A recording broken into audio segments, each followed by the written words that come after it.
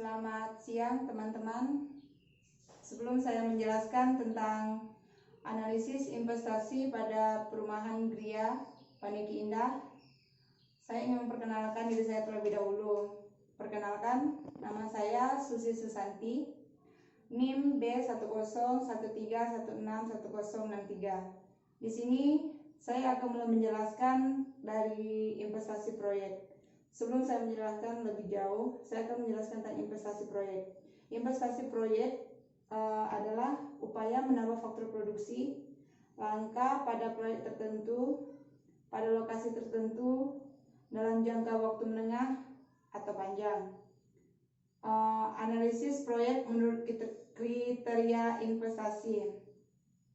Yang pertama, kita perlu melakukan investasi modal pada suatu proyek, dan dalam melakukan suatu investasi modal tersebut kita perlu melakukan suatu analisis yang bertujuannya untuk yang pertama, mengetahui tingkat keuntungan yang diperoleh dari investasi, dan yang kedua, menghindari pemborosan, dan yang ketiga, mengadakan penilaian terhadap peluang investasi yang ada sehingga kita dapat memilih alternatif proyek yang paling menguntungkan, dan yang terakhir, menentukan prioritas investasi. Dalam menentukan kriteria investasi,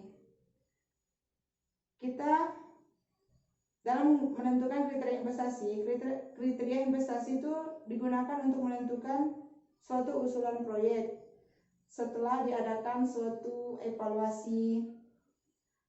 Yang evaluasi ini bertujuan untuk menentukan bahwa suatu proyek tersebut layak atau tidaknya. Kriteria investasi dapat dibedakan sebagai berikut. Yang pertama, nilai sekarang bersih atau net present value. Yang kedua, IRR atau internal rate of return. Yang ketiga, IP atau index probability. Dan yang keempat, PP, yaitu period atau payback. Yang kelima, BEP atau sering disebut break even point atau titik impas. Di sini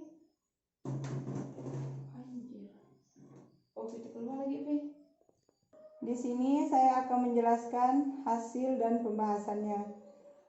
Uraian pendapatan dan pengeluaran biaya proyek sebagai berikut. Yang pertama, saya akan menjelaskan tabel 1, yaitu estimasi pendapatan proyek. Di sini dapat teman-teman lihat dari 1 sampai 4, yaitu yang pertama, uraian pendapatan. Yang pertama, pinjaman dari bank berjumlah 5 juta.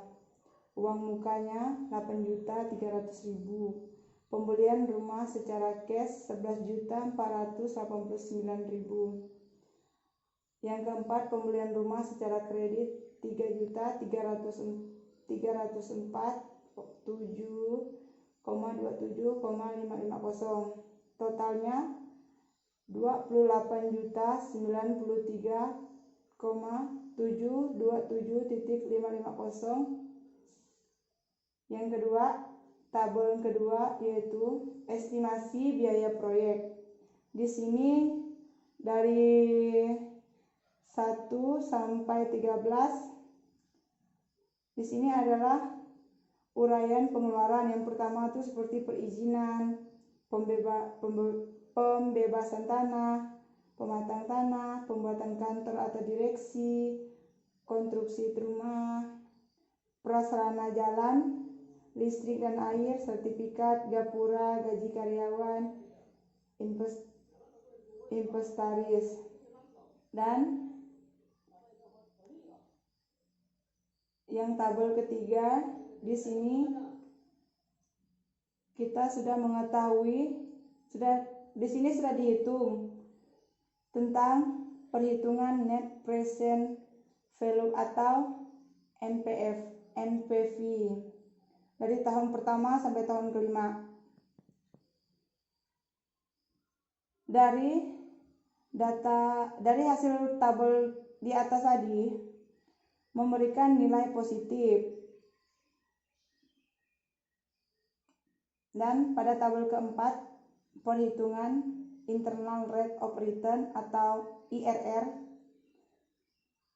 yaitu untuk indeks profitability atau IP memberikan nilai sebesar 1,183, diperoleh dengan membagi PV cash in sebesar EP 20,844 titik dengan nilai PV cash out RP 17.617.155.528. Untuk payback period atau PP, jumlah investasi proyek sebesar 22.469.763.300. Umur ekonomis proyek 5 tahun. Didapat tahun ke-7 bulan, ke-10 hari, ke-13. Untuk BEP dengan biaya tetap sebesar 402.500. Biaya total pendapatan LP 28.093.727.550. Biaya variabel tetap RP 17.481.113.300 mendapatkan nilai sebesar RP 1.065.498.573.